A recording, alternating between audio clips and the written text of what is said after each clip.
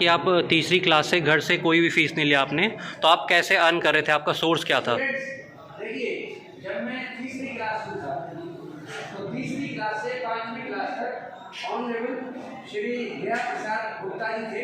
उन्होंने मुझे गोद लिया और उन्होंने मेरे ऊपर खर्च किया। उन्होंने मुझे पारे सिखाए। तो मैंने तीसरी क्लास में 20 तक पारे सुनाए थे, उसको बोलते थे बाल सभा। तो मुझे 6 रुपये महीने, 36 रुपये महीने मेरे आदरणीय गुरु जी ने मुझे स्कॉलरशिप दिलवाई, वो डिस्ट्रिक्ट अलीगढ़ से आते थे। और उस 6 रुपये महीने के 1980 में जब मुझे मिलना शुरू हुआ, उससे मेरी 8वीं क्लास का भी कंटिन्यू रहा। फिर जब मैं 10वीं क्लास में आया तो श्री प्रभाकर सिंह वर्मा जी जो भी इंग्लिश पढ़ाते थे और मेरे ही कॉलेज के 22 प्रिंसिपल थे, वो RSS से बहुत जुड़े हुए थे।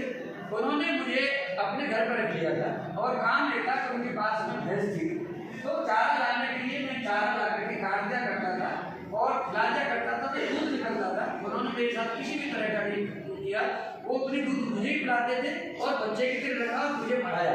और जो उनके बड़े बेटे के कपड़े होते थे वो मुझे देते थे, जूते भी उनके। और उनका नाम है आदरणीय भैरवनाथ गुणाकर, जो आज भारत के एक NGO चलाते हैं और पूरी तरह से उन्होंने अपनी लाइफ पूरी तरह से देश को दे दी है और मथुरा में रहते हैं। जब मैं 12वीं क्लास में आया तो 12वीं क्लास में आदरणीय महेश शर्मा जी थे जो कॉलेज के प्रिंसिपल थे। तो मैं नाटक और वार्ता प्रतियोगिता में अच्छा था।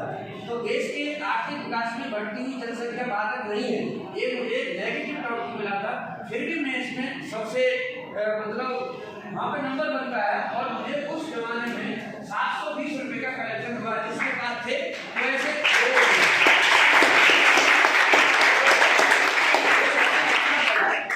वहाँ से ऐसा हौसला बढ़ा राष्ट्रीय विद्यालय कॉलेज है। तो उसके बाद में उन्होंने कहा कि पैसे की कोई दिक्कत तो तभी बताना, आप आगे बढ़ो। फिर मैं श्री वासुदेव कॉलेज में मेरा एडमिशन हुआ। उसके बाद में मैंने वहाँ पे सब्जी की दुकान लगाना शुरू किया। तो आई वाले वेजिटेबल सेलर, तो वहाँ पे जब मैं सेलर वेजिटेबल की दुकान लगाता था, सुबह जाता था 4 बजे वहाँ पर लेकर के आता था, फिर क्लास लेता था। क्लास के बाद में शाम के टाइम में अपनी सब्जी की दुकान करनी और उससे पैसे कमाए। इसके बाद मेरी जब बीकॉम हो गई तो मेरी एक दोस्त थी, उनका नाम था दीप्ति भटनागर। तो उन्होंने मुझे कहा था कि बदनाम तुम पढ़ रहे बहुत अच्छे हो, लेकिन यहाँ पे हिंदी मीडियम और इंग्लिश मीडियम का बहुत बड़ा चक्कर है। वो उन्होंने मुझे ऐसे ट्रेन किया कि मैं वहाँ से इन्फ्लुएंस हुआ। मैं श्री राम कॉलेज से मेरी M.Com में यहाँ पर एडमिशन ले लिया। फिर मेरी LLB भी यही से, मेरी डॉक्टरेट भी यही से। इसके बाद में यहाँ जितने जो दिल्ली में जब आया, जब मैंने M.Com किया था उससे पहले मैं हनुमान मंदिर में रहता था। तो वहाँ पर चढ़ावा जो आता था हमें वो खाना पीना, बाकी साफ सफाई करना। इसके बाद में मैंने सोचा कि मेरी पढ़ाई डिस्टर्ब हो रही है, तो मैंने ट्यूशन पढ़ाना शुरू किया।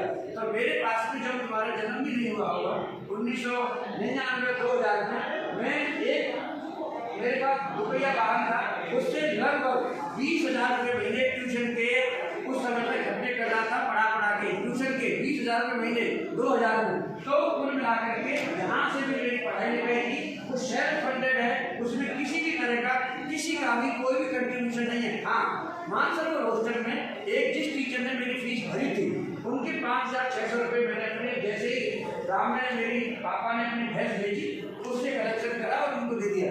इस तरह से मेरा रामनेस में फिर होने के बाद में फिर तो आपको बताया कोई दिक्कत नहीं। और इसके बारे में आज जो पढ़ाना चाहता हूँ, इतनी सारी जो चीज़ें हैं, यही एक रीजन है कि जितने जो आज के टीचर है, आज के बच्चे हैं, वो इस चीज़ों को नहीं समझते। वो हमसे कई गुना ज़्यादा है, आप लोग ना कई गुना ज़्यादा एनर्जी, हमसे कई गुना ज़्यादा टेक्नोलॉजी सब कुछ है। लेकिन मुझे जब ज़्यादा दर्द आता है कि आप इस एनर्जी को, इस टेक्नोलॉजी को बेजान बर्बाद कर रहे हैं, कोई इसको देख ही नहीं रहा। आपसे मेरी गुजारिश है, अगर आपको आगे नहीं करना है, आप सेल्फ इंडिपेंडेंट बने, आप दूसरों को पढ़ाए। आप मेरी ट्यूशन नहीं पढ़ा सकते, आप अपने जूनियर साथी को भी एडवाइस कर सकते और इस तरह से अपने आप को, अपने घर परिवार को और अपने देश को एकदम शिखर में पहुंचाने की ताकत रखते हैं। Thank you so much sir. Thank you so much sir.